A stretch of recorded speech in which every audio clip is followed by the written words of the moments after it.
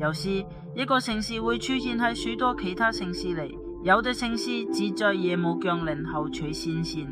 儘管我無法理解這些標誌上嘅文字，但我能夠感受每一盞燈光嘅跳動，每一個虛偽的張揚，每一個陰影，以及每一種痛苦之下人類的生命律動。它讓我意識到世界確實係真實存在的。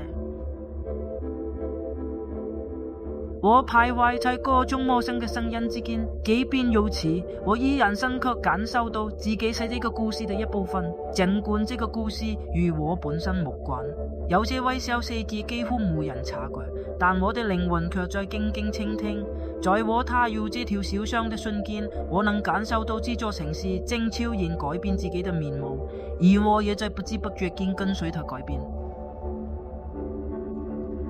今天我發現，在一座城市中竟然存在着無數條截然不同嘅道路，而這些道路紛紛交錯，但他們無一例外地在我前程的過程中與我一同行進。